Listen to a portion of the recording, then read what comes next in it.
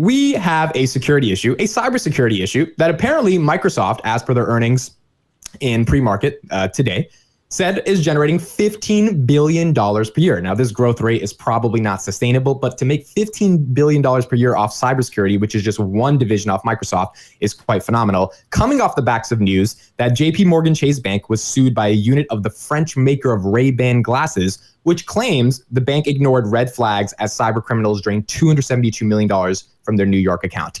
Let's start with Justin. Do you think the cybersecurity sector of the economy and the stocks associated with that, like CrowdStrike, for example, are going to outperform in the next coming years?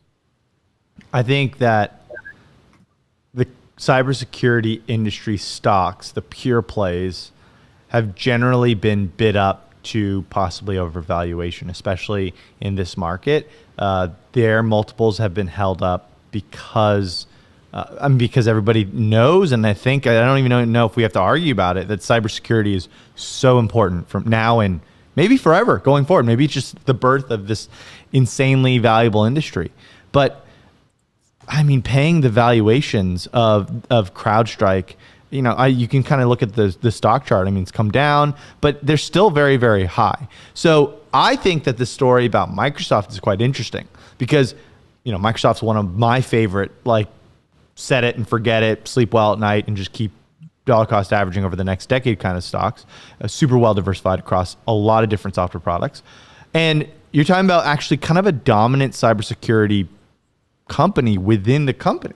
And so if that's providing the next S-curve of growth for Microsoft, why wouldn't you just buy the king, Microsoft, right? Instead of buying an overvalued pure play. I mean, people that bought CrowdStrike are now learning that maybe CrowdStrike's getting competed by SentinelOne or other upstarts, right? This is still a new and ever-changing type of paradigm.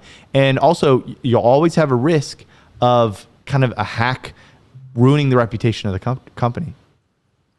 Tom, your thoughts? I think there's a difference between the macro level and the micro level. So on the macro level, it's very easy to see that this is the next big industry out of a list of a few next big industries going into the next decade. Because as Justin mentioned, the cost of a screw up in cybersecurity can ruin your company. I'm not talking about the cybersecurity company. I'm talking about, the business itself. If you compromise your client's data, it's a big no-no. So, and with everything that's going on right now with Russia and the Cold War brewing up again, a lot of cybersecurity threats are on the horizon again. It's kind of a no-brainer. However, I agree with Justin. The allocation is where the real game is, not this understanding that cybersecurity is next. Is where you want to put your chips. Now, I love CrowdStrike, but I tend to agree, and Justin is the guy who got me on CrowdStrike at 180, and right now it's at $220. It hasn't really changed a lot since we last saw it. We loved it at 180. It's at 220 right now. It's essentially the same company, so there's not a lot of more new upside. It's still 33 price to sales, which is almost 3 times more than Palantir, which is considered expensive. So there's a lot of exuberance around cybersecurity companies. Now, I tend to agree also with Justin. That's unbelievable to agree with him 3 times in a row. That never happened before. That betting on a blue chip player who's been known to come into an existing market and blow out of the water small competitors and taking over. Look, Slack is a great example, right? There's others. Like Microsoft has been doing this for years. They'll wait for a market and an industry to form. They'll let people, create these right?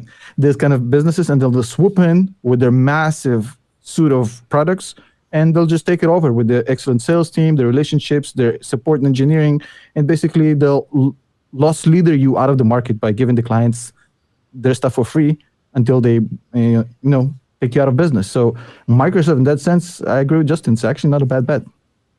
Yeah, I mean, I think the only thing I'll add, and I'll finish with this, is maybe the company hasn't changed and the growth profile is still the same as a year ago.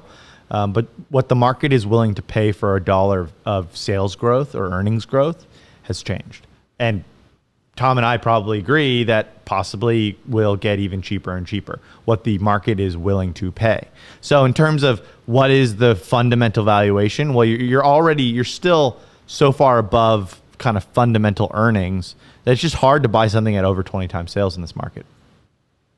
Yeah, and don't forget, like it's literally like CrowdStrike is in this very unique group of companies that are in a great industry, 50% growth, even next year, and yet I think the market is completely ignoring.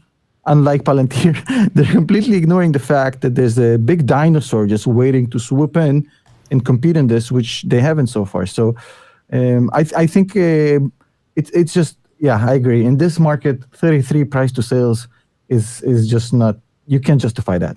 I agree.